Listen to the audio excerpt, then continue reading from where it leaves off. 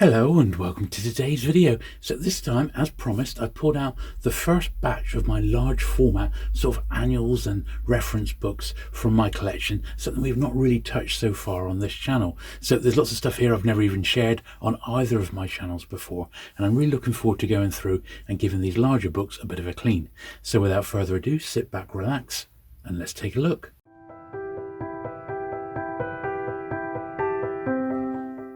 Okay then, so roughly speaking, we're going to be going A to Z on the collection. However, one of the things I do collect, or have collected in the past, is a run of Blue Peter annuals, if you can believe it. Now, there's 40 of those, and I don't want this to be a Blue Peter specific cleaning episode. So I've just got the first 10 to do this time round, and we'll do 10 Blue Peter annuals each time we do sort of a large format cleaning video. Now this first one here is absolutely awesome, and I remember vividly buying this one. So this is the photo novel of the first Alien movie, and believe it or not, this beauty actually got remaindered at the time, and copies, I remember in a shop, in a bargain, like a remainder bookshop, seeing a big pile of these for just 50p a pop, and it's got a UK cover price of £3.95. I believe this one goes for a little bit more these days, but we got 3 very similar Alien books, and I think they're all fine inside, but I will just give the covers, give the top edges a brush, and also give the covers a polish. We got this one, which was the illustrated story. So this was the comic book adaptation of Alien, which was fantastic, another absolutely brilliant one. It was published through Heavy Metal magazine, if any of you remember that great magazine. Absolutely superb here. Archie Goodwin and Walt Simonson. What a great way to enjoy the movie. And then finally they did a making of book. Once again, this is the UK edition, the Book of Alien, which I believe did get reprinted a few years back, from Wyndham. And once again, it's like a making of, sort of behind the scenes book. And the thing is, with these sorts of books, and these are just gorgeous, so they're all absolutely lovely inside, which is what I expected, because I think all 3 of them, literally all 3, did get remaindered, but that's got like a little bit of, it's got an old sticker mark there, so I'm going to give them the polish after I brush them. But back in the day, we before, I mean not before video, but sort of around the time of home video, but before DVD, I think that was the time when sort of making of books sort of came into their own in a funny sort of way, because we didn't really have DVD extras to speak of, and we had to rely on this sort of stuff. And if you were really into a film, like I had lots of similar books like this for Star Wars, lots of behind the scenes and sketch books and things like that, then this was a way to sort of, read up a little bit more about these films that might be on once a year on TV if you were lucky, else you'd have to resort to the tracking them down on home video route, But as I said, these big books have never really had the treatment. Some of them would have had a bit of a clean when I first got them, if they've been bought in the last sort of 10 years or so, but something like this I've had since the early 80s, so it's never had a clean. And even though I bought it from new in that time, moving house and things like that, it's picked up some dirt, which is just to be expected on a book which is, getting on for 40 years old now. I can see why these are starting to fetch good money. I mean, I don't know exactly how much this one's going for, but I think the last time I looked it up, it was about 50 quid, and well, you can almost, think it's worth that. It really is, because Alien itself was such an iconic film, wasn't it? I remember this one I was able to buy wholesale when I had the shop, and the wholesale price, because Heavy Metal as a publisher, they had a massive reserve of back issues, so we were able to get them all back to about number 3, and all the specials and the one-offs like this Alien one here, at a wholesale price. So they were coming in at about £1.60, £1.70 an issue. These were a little bit more expensive there. I think they were about £2.80 wholesale, but I knew it was rare, so we bought 20 copies at the time when we had the shop, and knocked these out about, well, we doubled our money, yeah, £5-6 a pop. Once again, I would imagine, but I don't know because I'm not looked up, but I imagine something like that goes for considerably more these days. But it's a great film, isn't it, Alien? I haven't watched it in a while, but I've loved it. And this one, once again, ended up in the charity shops. Now, this one does seem a little bit more like it's got some wear on it. But once again, it was a book that we had in Purple Haze in big numbers. I mean, we really did. Cool, yes. Loads coming off this one. Yeah, it wasn't particularly rare. It was definitely remaindered. Look at the old logo there. It's funny, isn't it? Yeah, quite a bit coming off this one.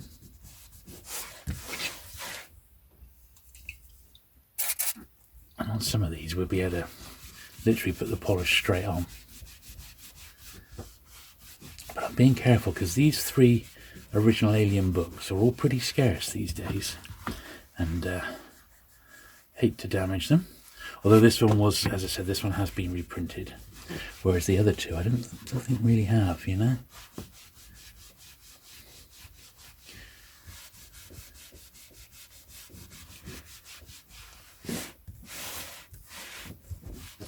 So what I did, I wasn't sure how long these are all going to take, and it may be that it's not really an exact science because we're going to do them literally as we go along.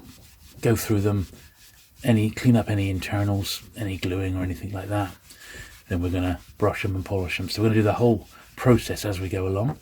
But I brought down 2 boxes of large format magazines and books rather, and we'll just see how we get on.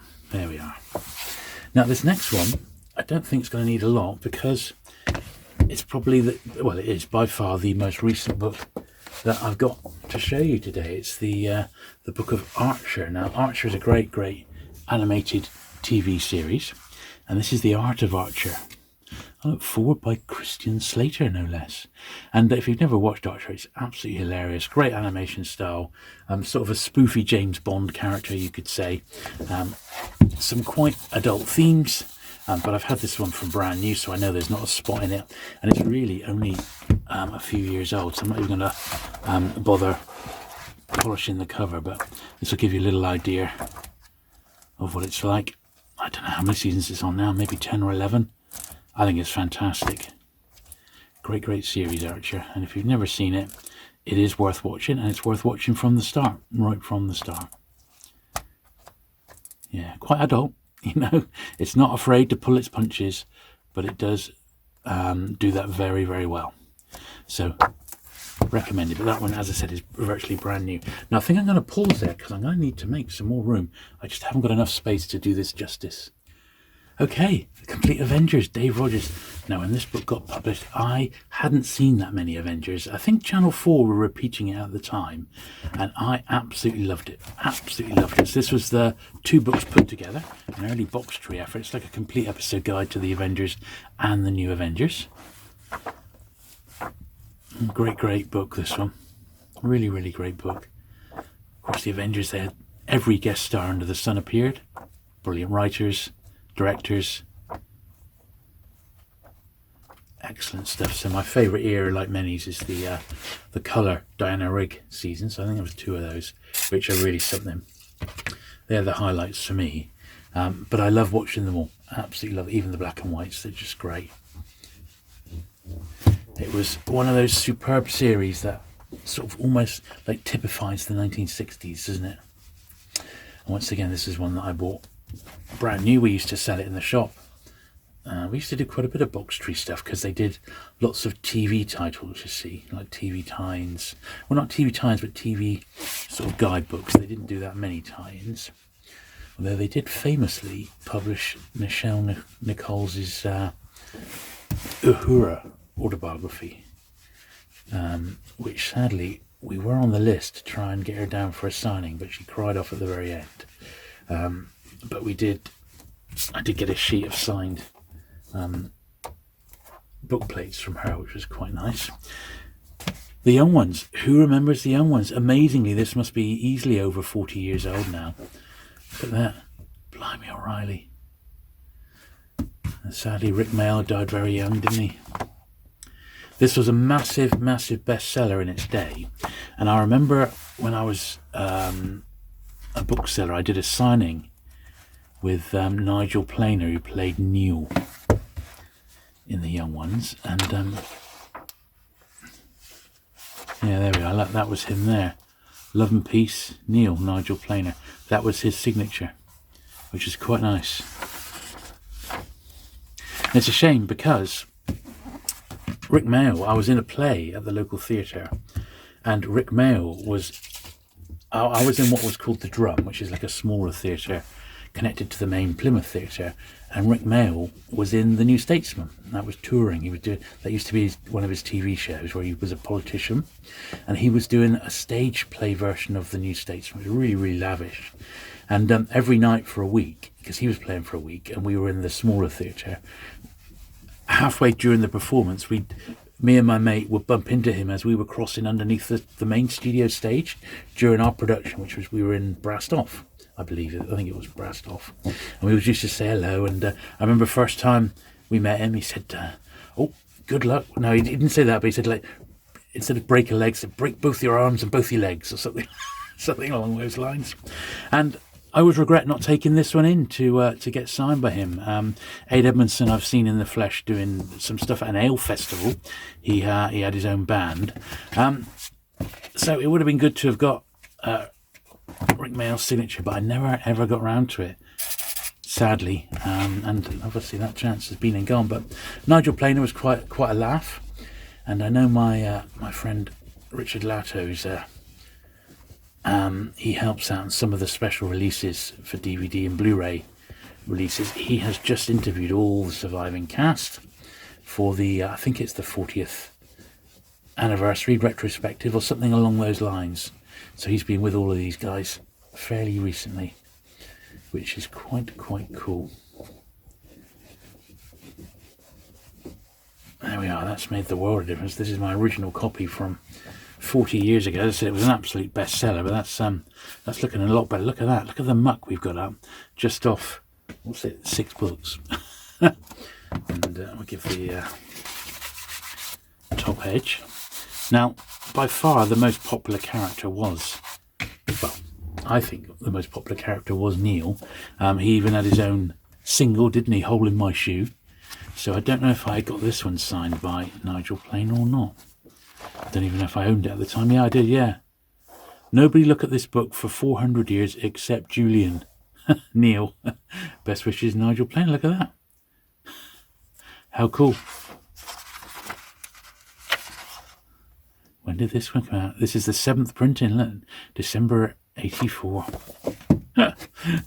Now, as we work our way through these large format books, certainly on the, not maybe so much with the hardbacks, that was an exception because it was signed, but on these sort of more traditional hardbacks, military and fiction, quite a bit of mine is signed because I've had to be picky with what I can actually keep because I just don't have the room to go crazy and collect everything that I want to. So the stuff I've kept generally is signed editions. So we will see quite a bit of that as we work our way through it. And in a lot of cases it was where I'd hosted the person to begin with, you know, in a signing of some sort. I don't remember buying this one new. I think even I got it second hand.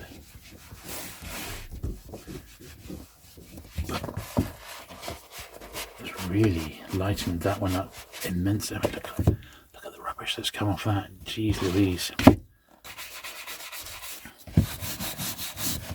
That is transformed, that book, isn't it? And that really has made a huge look how bright and vibrant it is now. That's cool, isn't it? Yeah, Hole in My Shoe, that was his big hit. I think it may have even got to #1, I don't know. It was quite a big hit. Between the Lines, Tony Clark's dossier. Now, what a police series this was. It was incredible. Now, ironically, I mean, early 90s, this was like a forerunner to what's it called? Oh, God, what was that big hit? I can't remember. It's on the tip of my tongue. It's a forerunner to Line of Duty. That's what I was trying to think of. Now, ironically, the main guy there, he's an actor, Neil Pearson. He played the role in it. And the Tony Clark character in question, and he's actually a big book collector, you know. So he does still act, but I don't know if he does a lot these days. He was in all the Bridget Jones movies. He's in those. And I think he may have gone on and done quite a bit of stage work, but he is also a book dealer, and he deals in the very, very rarest of books. And he occasionally turns up on TV. And at the last London book fair that I went to, he turned up, and I was checking the place out. I don't know if I think he did buy some stuff, but I was only there as a buyer. But I did get to say hello and have my picture taken with him, and he's a really, really nice guy. And I said how much I absolutely loved Between the Lines, because it was just the business. What a series that was. So that was one of the very few tie-in books for it. There was a little line of novels, of which I think I've got one. And I think they published 3, so I might try and track those down. Right, the first of a little run of Blue Peter. As I said, I only brought the first 10 annuals down, simply because it would end up with an entire episode of Blue Peter, which is not what we want. So this is the first one. Now, I have actually got 2 copies of the first one. So this is my better one. It's notorious for having a very dodgy spine. So I'm going to re-glue that there. But this is my better of the 2. And basically, let's see, it's got a cutout there. Between the 2 books, I've almost got a complete one. Just looking at that, Blue Peter's Motor Show. Those are some little die casts there, but they're like Dinky or Corgis. They're not Matchbox. So we've got the maze there. So I've always been a little bit reluctant to do too much work on these annuals, because it's almost like a hide into nothing. You're never going to get a mint one of these. Well, they are out there, but they're very scarce. And this one is in particular very tricky to get. And I just sort of wanted them more for the nostalgia than anything. And me being me, I just thought, well, I'm going to pick up a run of them. So I think, since there's just a small amount that actually needs rubbing out, I'm going to have a stab at rubbing out this maze, which is usually something I wouldn't have ordinarily bothered with, but I'm just going to see if it does come up easily or not. Well, it does fairly easily. Yeah, quite. It's coming up, but it's still going to leave a mark, so it's almost not. It's really just, I don't think, worth the effort of doing it. And it's actually taken off some of the blue. So this is why generally I tend not to tidy up the insides unless it's just a simple name. However, I will put a bit of glue on the top of that, and I will give this one a clean, because this is my better of the 2, believe it or not. It is a very, very difficult annual to find in nice condition, this first ever Blue Peter. But it's not a Blue Peter, it's a Blue Peter book. And they were always quite certain on that point, and I can only think that they wanted it to be sold throughout the year rather than like an annual, which would often have sales at Christmas. I think that's probably why they did it, but that was a fairly easy fix, that one. So I'll give that a polish in just a sec. Here's the much more beaten up one. This is almost like a donor book, but it has got, like, that page there is complete, whereas the one in my better one actually isn't. So potentially I might, pull the bits and pieces out. The maze is still being done.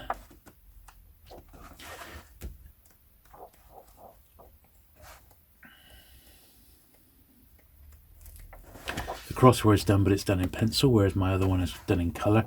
So between the 2, I could probably get one half decent one if I could be bothered to go through and cut both of them to bits, which unfortunately I'm not that good a book restorer.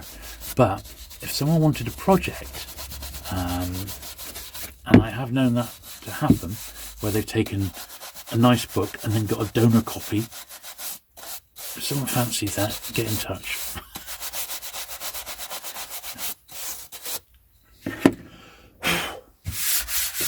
But yeah, if you look this one up online, unfortunately it goes for a lot of money. It is an expensive book, sadly. But once you've got the first one out of the way with Blue Peter, the rest of them are basically no more than a fiver. Even the early, or maybe number 2s, maybe £5 to £10. After that, they're really, really cheap. So it's an easy set to get together. And I liked Blue Peter as a program. I loved it as a kid growing up.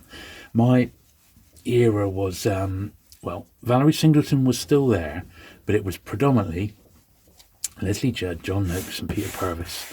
And then when Peter Purvis left, I think it was Simon Groom, was it, who took over? And then Leslie Judd left, and it was Janet Ellis. And, you know, I remember all of that sort of era, you know. That's come up very nice. And I watched Blue Peter. It was on twice a week. And I watched it, you know, pretty much religiously for 10 years, I reckon. And always liked it. Really good. Never really made much, but it was always a programme that supported Doctor Who. So you'd often get, right out of the blue, if anything special was happening with Doctor Who, like the start of a new series or the new Doctor or an anniversary, anything at all, children in need related, Doctor Who would generally get a little spot on it, you know, because the audience was very, very similar, and they were big supporters of the show. Of course, in fact, one episode, the BBC were having a strike, and Blue Peter, the entire episode, was filmed on location from the set of a Doctor Who story, which is pretty cool. So that's the first one there, and I will give this second one a polish since we're here, but as I said, it's only like a donor book in effect. It's not a this isn't a keeper. No one would really want this one in their library. It's just here just for the sake of I might need it down the line, but since we're here, we might as well give it the old one too. There we are. So that's the first, and we have got 2 to 10 to do as well. So here is book number 2, The Book of Blue Peter, and I can see that there's definite wear. You can sort of see toning where the book has been gone through. And although none of my early ones are like perfect by any means, they shouldn't be too bad. So once again, that's got a bit of it's got the maze that's been coloured in. If I had the patience, I think I'd go through and do it. But these, there we are, that was a common thing. These have often been done, you know, I've just picked them up to have the set. Really, they were dirt cheap. I actually bought a job lot with most of them in. And I think the whole set cost me 40 quid, which was a good price. But this one I see has got A526, £30. So if someone's paid £30 for this one, then they've really overpaid, because this second annual I think only goes for about a tenner. And then the third one, you know, maybe 8 quid. And then after that, I said about £5 a pop. So, but it's a nice copy of that, actually. Really nice spine on it. So I'm pleased with that one. So that one's okay. Let's give it a brush. None of them have been brushed ever.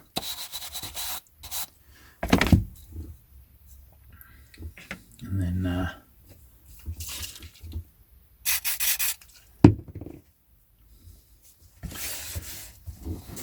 so you could, in a way, have a guess, God, this is coming out lovely, about what might be coming up as we work our way through the alphabet. But I do have a separate shelf which has actually got very, very large format books in. And the Blue Peter book from about number 28 or something like that, it got massive. It got really, really big. I don't know why they changed the format, but it's enormous. So they don't actually all fit in a row on my bookcase where you might expect them to be, unfortunately. So because of that, as I said, I'm going to try and do these in order. We may not see the tail end Blue Peter books until much later, but I'm sure you won't mind. As I said, we'll get to everything eventually. And I'm just trying to mix up these videos a little bit so that they remain interesting. I have got more paperbacks to do. You know, I've got literally hundreds, thousands, probably more penguins and pans to do, which I will get round to eventually. But if I did that every day, or every week rather, it would soon get pretty boring. And there is other books that need my attention. Well, that has come up. I mean, I can't believe how much dirt I've got off it, but it's come up really, really nicely, that one. I mean, it really has. So let's give that very nice spine a clean as well. Once again, quite difficult to find in tip-top condition, that. So, although I've not got the book with me today, it will be one that's coming up. So there was what's called the Book of Blue Peter, and it was written by a guy called Alex Lagar, who for about 30 years worked on the programme. He was Biddy Baxter's sort of right-hand man. Anytime there was like the overseas things, he would be like the director sent overseas, or the producer sent overseas rather, to do it. He did some directing, and he did his Book of Blue Peter, and it's a really great read, profusely illustrated. And when it came out, I was a buyer and a bookshop manager for a chain of bookshops in the UK, and I did some events with him. So I've got a really nice copy of that one, which is also signed. So we'll get to that in time.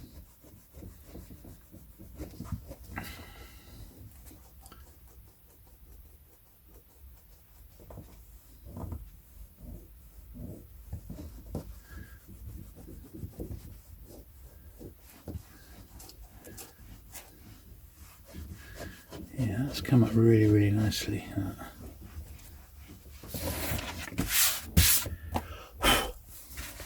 Yeah, pleased with that one. That's good. Right, number 3, John Noakes has joined the crew. It was Valerie Singleton and Christopher Trace was the guy, the one everyone forgets. See, that's got a previous owner's name on, but in all honesty, you know, I think I'm just going to leave it. Crosswords being done. As I said, all my early ones have got faults of some sort, all of them. So I'm not overly worried. This was always a great strip. That was part of the Blue Peter book, was Bleep and Booster. I used to love reading these. And they did actually have their own range of storybooks, which in actual fact I wouldn't mind tracking down the Bleep and Booster books. They were pretty fun, as I recall. I remember reading some as a kid, and the artwork style was really nice as well. So yeah, it might be quite good to get those. Let's give this one the brush.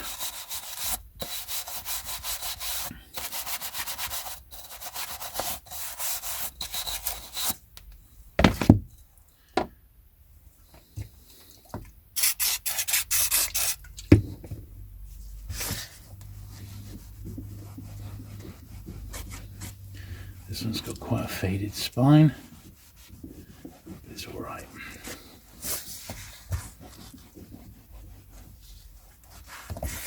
Not too dirty, but yeah, look at that faded spine. That spine would have been orange, like the front jacket here, but alas, over the years it's got faded in the sun. But that's okay.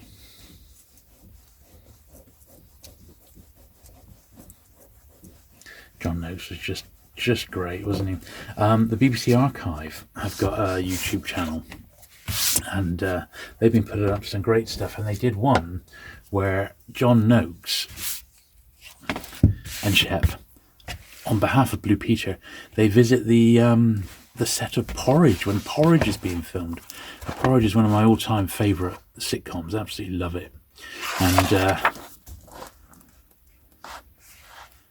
they visit the Porridge set. It's brilliant, absolutely brilliant. Well worth checking out. So good.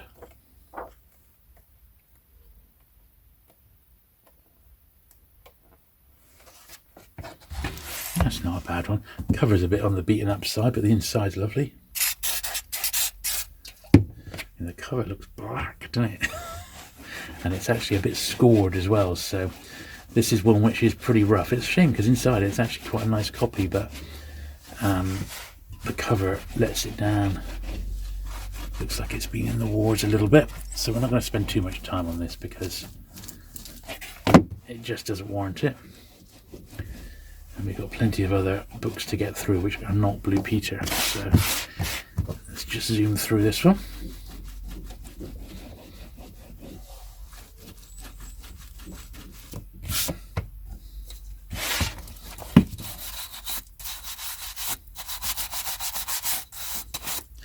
Yes, a bit of a rotten one that. And while I got the brush out, let's do brush number 5 here. So Peter Purvis has joined the team and Christopher Trace has left. So this was the classic lineup for many years, until a young Leslie Judd joined the crew. Of course, the animals would come and go. I remember Shep with John Noakes, and then Petra. There was a Paddington, another one which was a stalwart of the annuals for a little while. There's the Paddington Bear story. Where was it? I'm sure. So there we are, the Paddington story. Michael Bond there. Good stuff.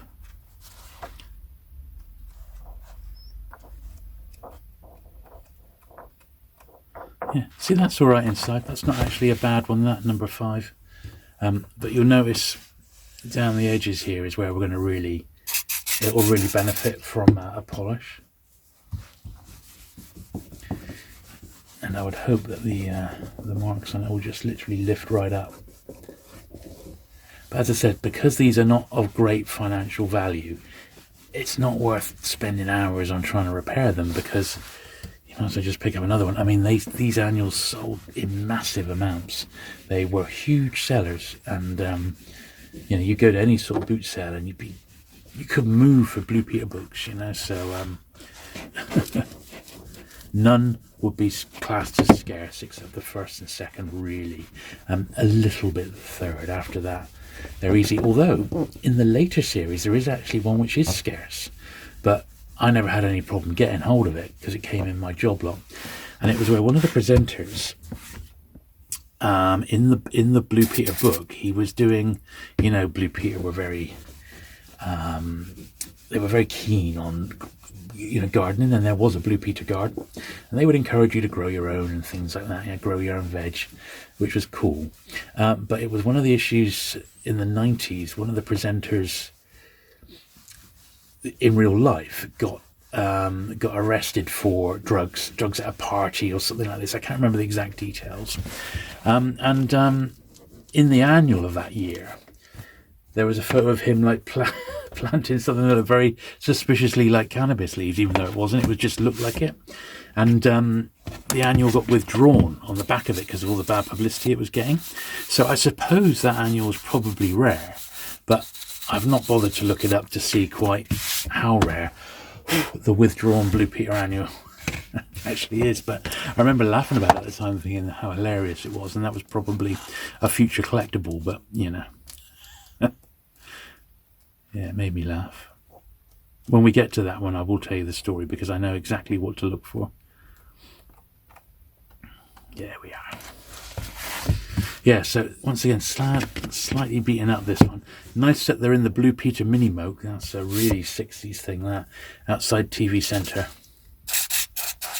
And this was, Blue Peter always was a show that was, it was out of London. It was filmed in and around the BBC TV Centre, and it was just part of what made the BBC what it was.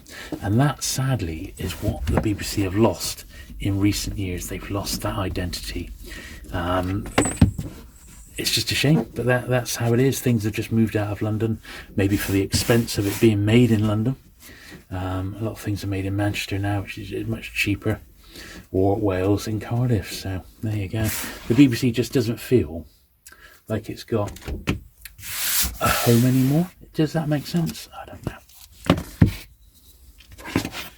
Everyone I know who works at the BBC have been suffering cuts, and many people have gone to do sort of independent work now, and they still work for the BBC sort of on not a voluntary basis, on a, you know, what's the word, a freelance basis.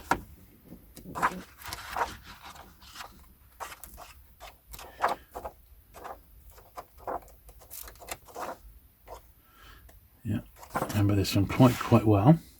Now this one actually does have a name inside, but I just can't help but feel that if I try and rub it out with the red underneath, it's just going to make it worse, even with my lovely soft rubber. So it looks as if someone's even tried to already there, but let's give it a go, see if it makes it worse or better, just on the guy's surname here.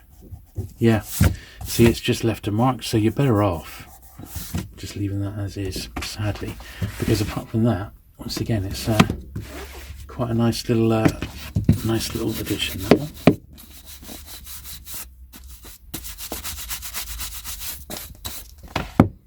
And that, of course, looks like little Nelly from You Only Live Twice, a little gyrocopter.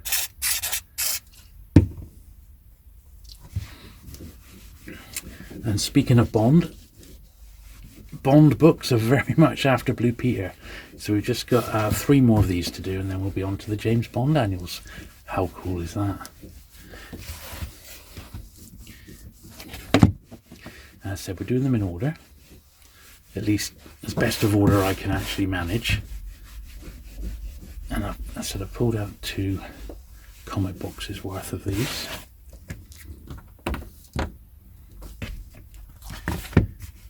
Number 8.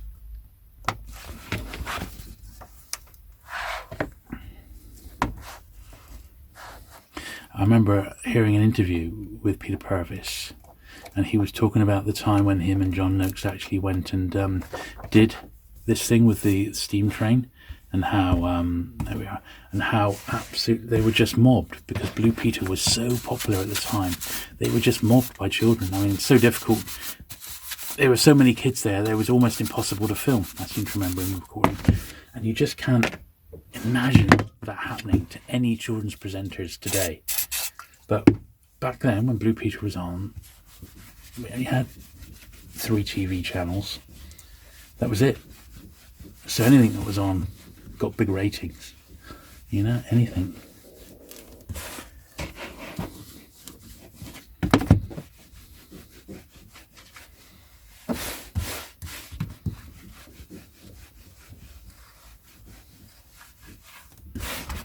Yeah.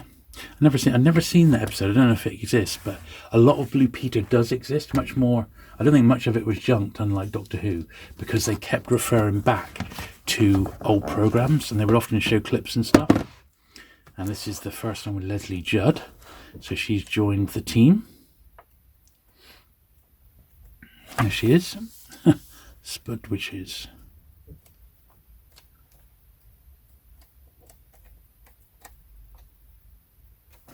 Quite a rough old copy, this one, but there you go. We've only really had a couple of rough ones out of the first 10, haven't we?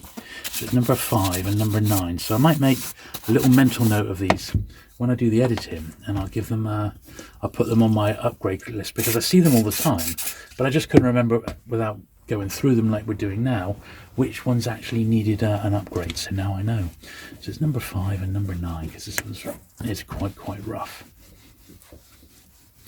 I've got in the habit now of anything that I'm not going to be selling on, or is like not really collectible, it's just like a book for book's sake, and I do pick up lots of books just to read.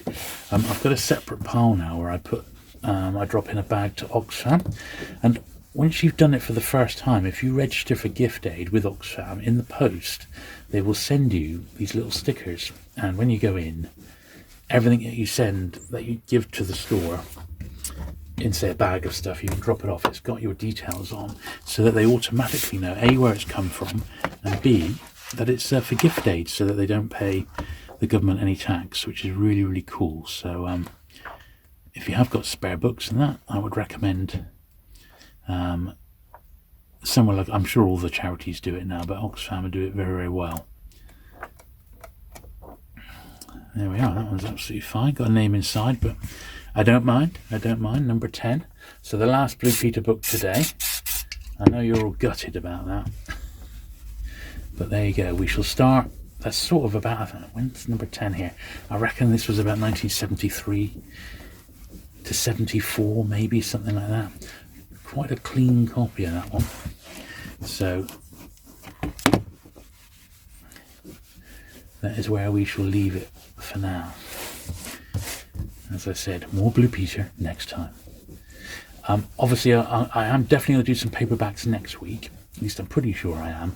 But if this one's gone down well, if you like this sort of thing, seeing the large format books, I'm happy to pull another couple of boxes out, and we'll do some more in this run next week, sooner rather than later.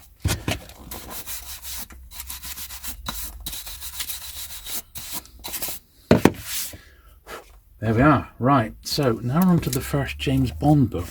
So this is the 1965 one. The thing about the Bond annuals is they are just amazing. I mean, there's no other way. I think they're some of the best annuals that were ever printed. They're just knockout, really knockout. Now, I don't think any of them are particularly mega rare, but they are quite collectible. 10 to 15 pounds a copy, really mint ones, possibly 20 to 25 pounds if they're really top shape. I mean, they're just knockout. I mean, look at these pictures, they're just cracking. Highly recommended if you ever come across these, even if it's a tatty one, and just buy it to read it because it's that good. Honestly, it's just superb. Look at it, absolutely knockout. So they come highly recommended, and that is a really nice example of that one. However, once again, this is a copy I've had for years. I've never cleaned it. So we'll do the top edge here. But yeah, in the 60s, they published 3 of them, so I've got all 3 to show you today. And then in the 80s, they did a couple more, and with Roger Moore, which are film specific. But if you look at this one, you see there's like dots of brown around there. I'm hoping that will come up down the spines there, around the edge there. You see the white there? So I'm hoping with a bit of elbow grease, all of this should come up quite nicely. There is another little trick you can do on annuals as well if you don't want to, but it works better on really old annuals which don't have a glossy. All these annuals that we've done today, you've got high glossy covers, so you can literally put the polish straight on and you're not going to damage the book. But on other annuals, so I've had Rupert annuals, for example, which not to keep, I don't collect Rupert, but ones that I had through my hands as a dealer, and they were wartime ones which had paper covers, and with those there was various ways that you could actually clean up little marks on them, but I haven't got any here. At least I don't think I've got any in my collection that fit the bill like that, but we may have later on, and then I'll be able to show you a few other little tricks that you might be able to use rather than polish. But I'm hoping that's come up better. I mean, it's still not perfect, but it's definitely a lot better. You can see how clean that white area is. It doesn't feel grubby, which it sort of did. It's probably never ever been cleaned, so it's made a difference. Now the spine's still nice and bright, and obviously that red is going to be prone to sun fading, so look out for that if you're buying one of these. You want to get one which is in as good a condition as possible. The little mark on the spine here, which is, that was just there, it's just coming off with a bit of persistent rubbing.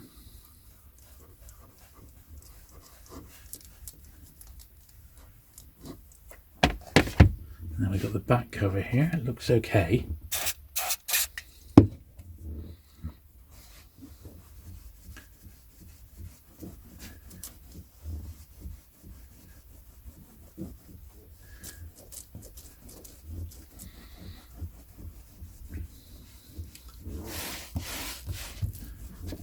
And that is your first James Bond annual, and boy oh boy aren't they amazing. And we now have all the rest of the Bond books to go through. That's lovely. So here's the following year's one. This is the 66. I think this is predominantly pictures from Thunderball, I think. And these annuals sort of kept up a bit of a pattern, Thunderball stuff, with like articles on spies, pictures from the latest films. The actual content is quite similar to like the Man from U.N.C.L.E. annuals and things like that.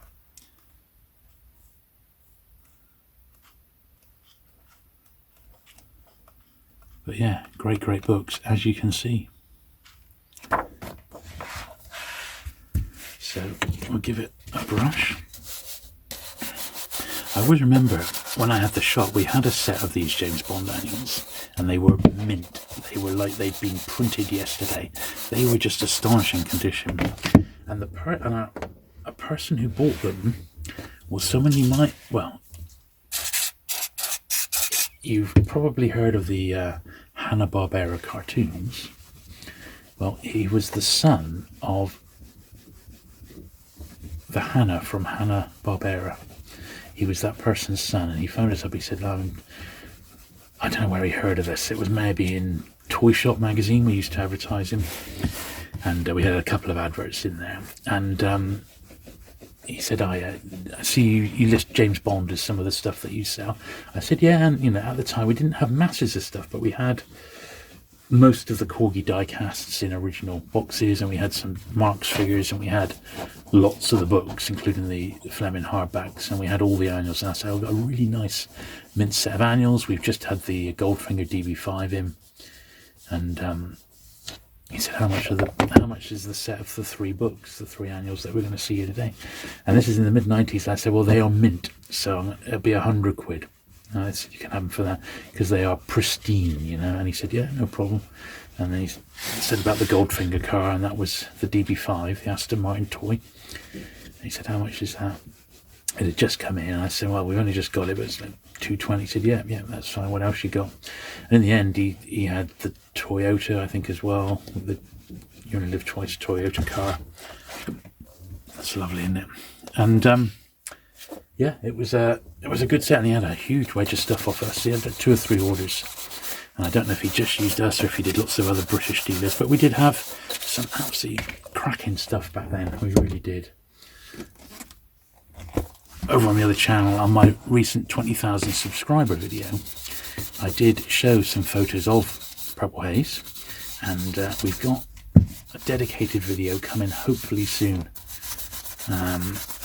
with my business partner George from that era, and I can't wait to get that pulled together because it's going to be great. Right, okay, let's give this one a look through. This was the last 60s one that they did, but you got the idea by now what these are like. This one doesn't seem to have so many pictures, in fact hardly any. 1 photo insert, some Goldfinger stuff, which is cool. Great film. Now, And You Only Live Twice. Brilliant. Lovely. Let's give this one a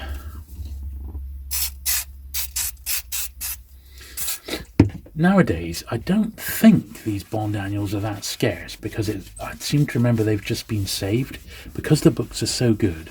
I think they warranted staying on people's bookshelves, so I don't think you'd have too much trouble getting them nowadays. But I mean, I've got to say, I've not looked them up in a long time, so for all I know they're really collectible. But I don't think so, because I think once again they have pretty high print runs, so we always used to have plenty in. Certainly the very first one was the more common one, the 1965. The very first one we saw, that was by far the most common one to find out in the wild, as it were. The second and third ones perhaps not so common. And this particular annual was very dirty on the extremes here, much more so than you could tell with the discerning eye. So much so I'm going to have to use a different bit of cloth going forward.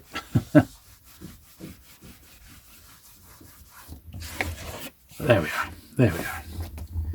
Right, so that was it. Until, well, late 70s, wasn't it? Moonraker came out, and this was Bond got really big again with the introduction of Jules from The Spy Love Me. That really, I think, they had a recognisable baddie, which is why he, came back for Moonraker, and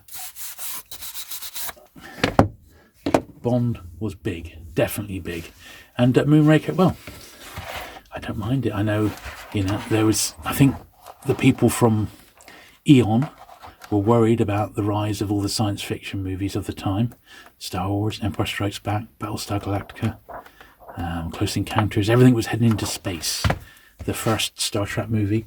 So they just decided to put Bond in space, and that's exactly what they did with Moonraker. And I don't think they did a bad job of it. I really don't. It was about as far away from the book as you could imagine.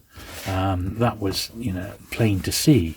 But they succeeded in getting Bond in space in a, I think, quite believable way. Honestly, they really, really did. So I think hats off to them, really.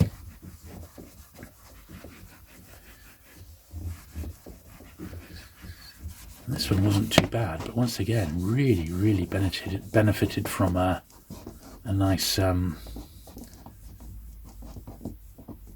polish.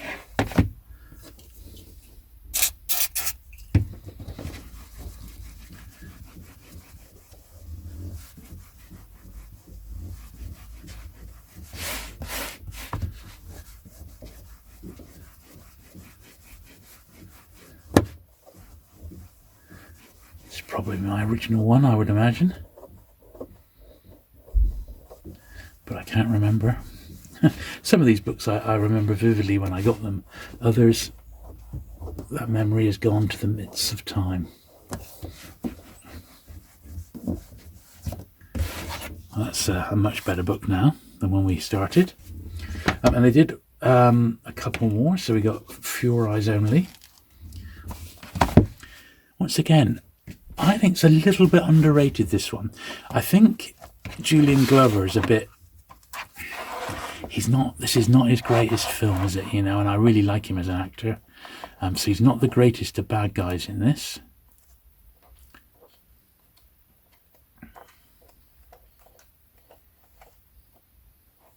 But I have been doing a Bond rewatch, and on the whole I've been really, really enjoying it. But I stopped. I've got one more Roger Moore to watch, which is View to a Kill. So I might give that a go, actually. Maybe this weekend, actually, now I think about it. I recently rewatched The Deer Hunter with Christopher Walken. And, of course, Christopher Walken is the bad guy in View to a Kill. So I might do that. And, of course, Patrick O'Neill, who we saw in the Avengers there. So maybe that would be a good one to watch. And then I would have rewatched all the original 3 Bonds, in fact, up to the end of Roger Moore.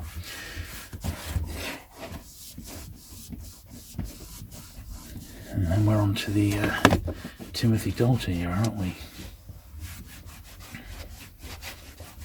But I've been ranking them as I've been watching them, and at the moment, obviously, for me, On Her Majesty's Secret Service is my all-time favourite Bond.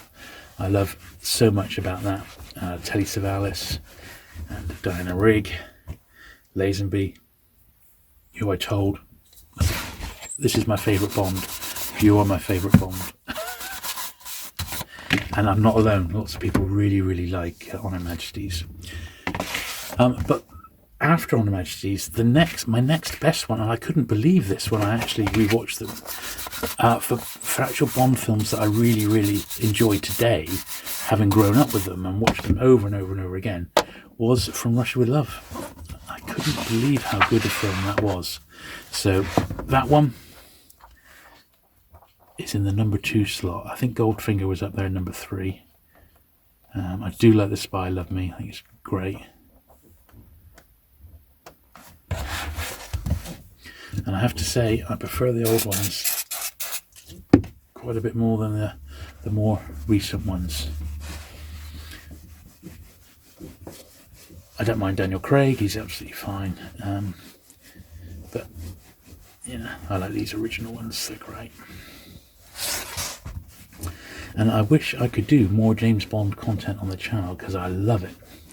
But I wouldn't say I was a Bond collector, but I have got quite a bit in my collection. So I've got my friend George, and he has got some Bond stuff. And one thing we'd like to do is look at all the James Bond singles and the various spin-offs, of which there's a lot. And he's just waiting to track down a copy of The Man with the Golden Gun, and then we think we've got them all. So that'll be quite a cool video. I don't know how he's off LP soundtracks. I've got some John Barry ones on vinyl. I said I don't really collect records, but I do collect like soundtracks, and I've got a few hundred soundtracks, which I may get round to doing one day. But the reason I've never really covered records is because I film in the garden here. I have to transport everything from here, up and down the steps and get it into the studio here, and it's just the weight of vinyl is a nightmare. It really, really is. Right, now this book I remember buying when it came out and absolutely loving it. James Bond: A Celebration. And look at this, I just saw this poking out the bottom. Oh, this is a little flyer to License to Kill. Like a little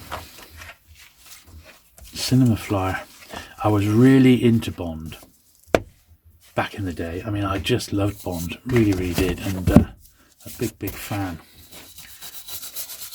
I still like it today, but not to the same degree, I don't think. Certainly my son Sam had a session where he got really into Bond as well. This book I remember being absolutely stonking when it came out. Really do remember this being a good one. And Peter Haining did loads of books like this, like Celebrations. He did several Doctor Who books, loads of horror books, And I remember this being a great read. Obviously there's dozens and dozens of books on James Bond. What the hell's this? Look at that. This would have been my original cinema ticket to go and see The Living Daylights in Plymouth on the 10th of July 1987. It was £3.10. How cool is that? There you go. I had no idea that was in there. Back then, when you go to the cinema, you could sort of keep your printed tickets, and I've got them, quite a few like that, going back many years. 1987.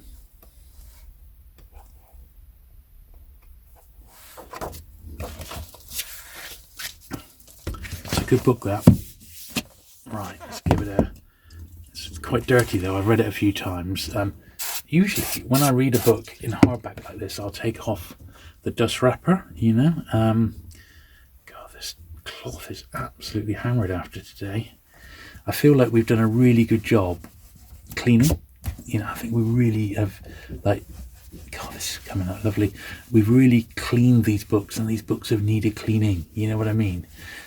A lot of them have never ever been through the process, and they're looking so much better for having done it. That's the main thing. I can't believe how nice they look, some of these, including this one.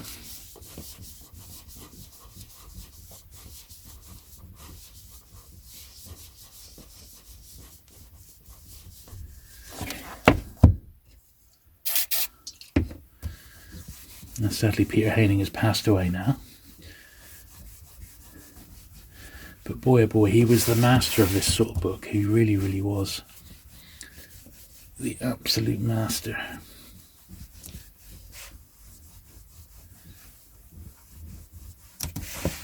Awesome. Lovely. Excellent stuff. Right. This next one's much, much more modern. And I remember having this because it's got the Pam books. There it's got the Pam books aplenty. Dotted throughout. It's like someone had a set of the Raymond Hawkey designed covers and just used them throughout this book. So it's a homage to the Pam ones. When did this come out? 2000. Just absolutely mint. I remember buying it. We used to sell it in the shop. I just need to give the top edges a brush here.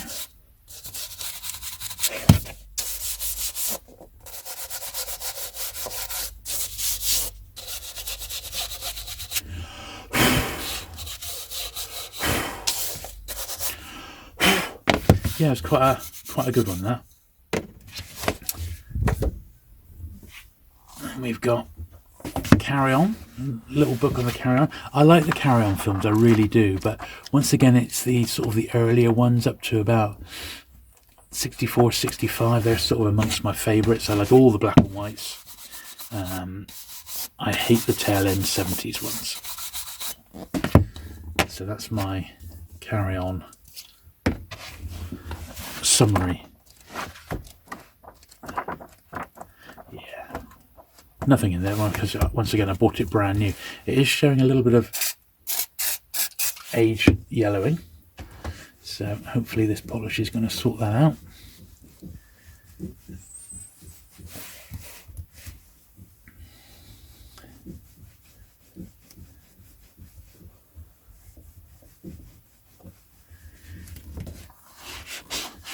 But yeah, I hope you've been enjoying these, because it's something a bit different. I've never really done these. I did those few old Puffin annuals last week, and that did get me thinking, well, I really need to start on my large format book. So that is what we're seeing today. So that's the Carry On book. Lovely. And this one, once again, I think I bought this one new, Celebrity Deathmatch. Basically, it was fights with people made from clay, like wrestling matches. I think they're hilarious. They're really, really good. So, I don't know. It was maybe an acquired taste, but I certainly loved it at the time. I don't think the book's particularly difficult to get, but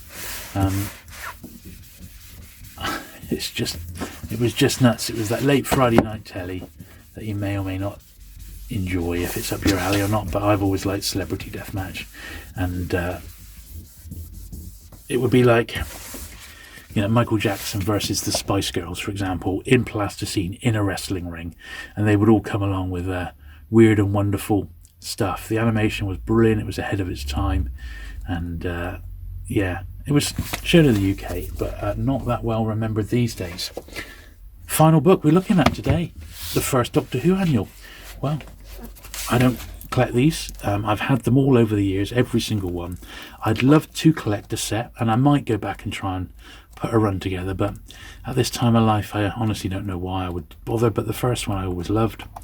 There it is. If anything, I'd probably get the 70s dollar candles back. As expected, this one was pretty nice, because I remember waiting a long time to find a really nice first Doctor Who annual in nice condition, and this one is not rare in any means. By any means, it's massive print runs. This book had, I think it's probably fair to say, it sold 1 million. That wouldn't be an underestimate. It was a massive seller, so not difficult to find a nice one these days. But there you are. So if you've enjoyed this content, and I hope you have, please give the video a like. If you'd like more of this, just leave a comment below and say yes, we want more large format books, and I shall do my best to do some more, possibly next week or the week after. But anyway, thank you very much for watching today. I've really enjoyed going through those. I hope you've enjoyed seeing them as well, and I'll look forward to seeing you again next week. Bye.